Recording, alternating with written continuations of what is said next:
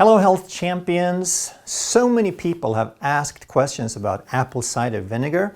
So today we're going to take a look at when and how to drink apple cider vinegar to get the maximum benefits. Coming right up. Hey, I'm Dr. Ekberg. I'm a holistic doctor and a former Olympic decathlete.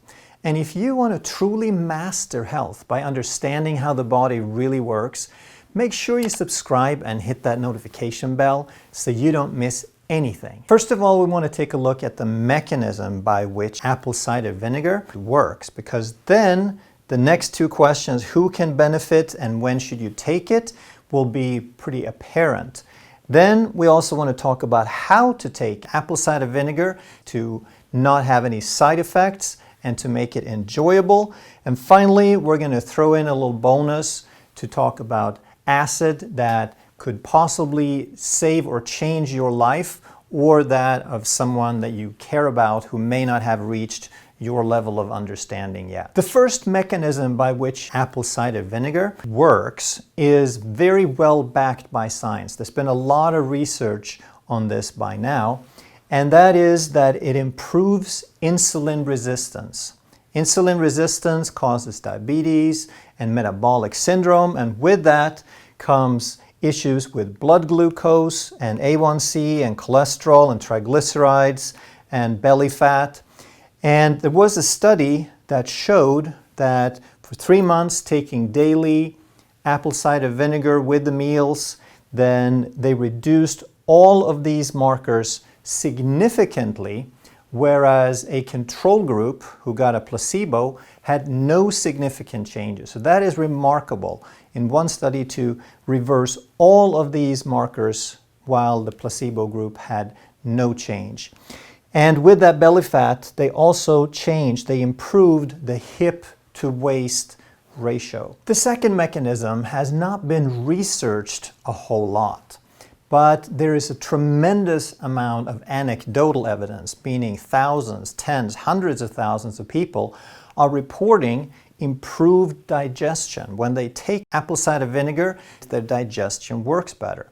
And we have a lot of ideas that support the mechanism, that the physiology, it makes sense, that apple cider vinegar is acidic. And the research that they've done is on acetic acid. It's not necessarily apple cider vinegar, but they know that acetic acid improves insulin resistance. So when we add acid to a system that is deficient in acid, then all sorts of things are going to start working better. And then if you use a good quality apple cider vinegar, such as an organic raw apple cider vinegar, unfiltered, unpasteurized, with the mother, that's the sludge at the bottom of the bottle, then you're going to get some additional benefits for digestion. And with enough acidity that helps digest protein, mineral absorption depends on acidity. It needs an acidic environment to absorb minerals. It is also antimicrobial, so a lot of the pathogens, the virus and bacteria that you ingest, they get killed in an acidic environment. So that's another layer of your immune system, of your defense barriers. Acid also stimulates the gallbladder to release bile for improved fat digestion, and it stimulates the pancreas to release pancreatic enzymes, digestive enzymes. So there's so many different mechanisms, so many different points of digestion that depend on acidity. And when we don't make acid because we're aging, etc., then all of these things are going to suffer. So by taking apple cider vinegar, you can help the body support. It's not going to replace the hydrochloric acid completely, but it'll give it a good boost. Another benefit that can help digestion is that there's some probiotics. If you use if you get a good quality apple cider vinegar with the mother and it's unpasteurized and organic and so forth, then there's going to be some bacteria that can compete with the pathogenic bacteria. So it acts like a probiotic and can help your body establish a better balance in your gut flora. So now that we know how it works, the mechanism, now it's pretty clear who can benefit. First of all, anyone with metabolic syndrome or anyone with insulin resistance, which is the majority of the modern world. Type 2 diabetes, cholesterol, blood pressure, pre-diabetic, if you're suffering from any of these or related to metabolic syndrome or even excess weight, then it's kind of a no-brainer to take a little bit of apple cider vinegar because it's so inexpensive. And we don't want to think about it as a miracle thing. Don't think it's the only thing you have to do, but it can give you that little edge. It can give you that little boost if you're starting to eat better food, if you're starting to eat less sugar and less processed carbohydrates and more fat and protein and real food, then it definitely can give you an edge. And the other group of people is anyone who has any digestive complaints, and especially people with GERD, heartburn, gastroesophageal reflux disease. This is probably where people have the most anecdotal evidence, where thousands of people have had reflux, and when they take a little apple cider vinegar, then it goes away.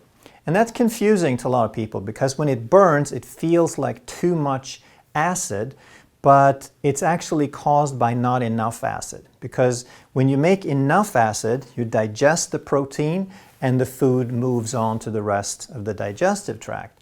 But if you don't have enough acid, then the food just kind of sits there forever and it starts irritating, and then you have a lower level of acid for a really long time, and that's where the problem occurs. So by taking some more acid, then you're actually improving the situation, and that's where a lot of people have seen improvements. But even if you don't know that you have a digestive problem, maybe you don't have any symptoms, you can also benefit if you have a problem that's secondary to digestion. And this could be just about anything. It could be hundreds of different things. For example, if you have certain amino acids, if you can't make enough antibodies, if you can't make proper immunoglobulins, that could be that you don't have enough of those amino acids in your bloodstream because you can't digest proteins properly. Or if you don't have enough minerals, could be because you're not making enough acid to absorb them. So it could be a wide range of problems that are secondary to a digestive problem. So with all that in mind, I think it's a no-brainer for anybody. I think it should be a regular regimen of life just to take a little bit, just in case, because it's so cheap and can be so effective. The only people who want to avoid it, people are not a good candidate, is someone with an ulcer. And you'll know pretty quick, because if you take some apple cider vinegar and it really burns, then you're not a candidate. Figure out why you have an ulcer, do something about that, and then you could give it a try. Now it's also pretty clear when you want to take it. There's really two times that make sense. Before or during a meal, because we know it helps digestion and it helps nutrient absorption, so that's why you're eating in the first place, is to absorb nutrients. And the other time is before bed. And the reason is that apple cider vinegar helps improve insulin sensitivity, improves the way insulin works. And there's something called dawn effect. That means that you wake up with high blood sugar. And the reason is that there's a hormone called cortisol that helps maintain blood sugar. And during the night, when you're not eating, cortisol gradually increases throughout the night. And a little bit before you wake up, your body has a little bit of an extra spike of cortisol and growth hormone to get you ready to start your day. In people with insulin resistance, that effect shows up a little bit stronger. Everyone has the dawn effect. Everyone has that little boost of blood sugar in the morning, but if you're insulin resistant, then it shows up excessive. And if you take a little apple cider vinegar before bed, that has been shown to reduce that excess blood sugar from the dawn effect. Those would be 2 good times to take it. Other than that, there's really not a bad time, unless you notice that it's burning or you feel some nausea or there's something unpleasant about it. Then just figure out when it works best for you. Now, how do you take it so that you don't have to have an experience similar to this guy? Well, most of the research shows that you get most of the benefits, or all of the benefits in some of the research, from 1 tablespoon. That's 15 milliliters. Other research used up to 2 tablespoons, but none of them really used any more than that. So I think that's a safe range to stay within, 1 to 2 tablespoons, 15 to 30 milliliters. What we want to keep in mind though is that it's not just the flavor that's very strong. It is very acidic, and it's acid enough that it corrodes the teeth and it irritates the esophagus. It's kind of harsh in the mouth and then it burns on the way down. And you want to avoid that because that's not a good thing. Most or all of that goes away if you dilute it into a glass of water. So let's say you're taking 1 tablespoon a day and you're taking 3 times a day, then all you need is 1 teaspoon, 5 milliliters, in a normal to large glass of water with each meal, and you're set. If you don't eat 3 meals, then you take a little bit more each time and you'll be fine.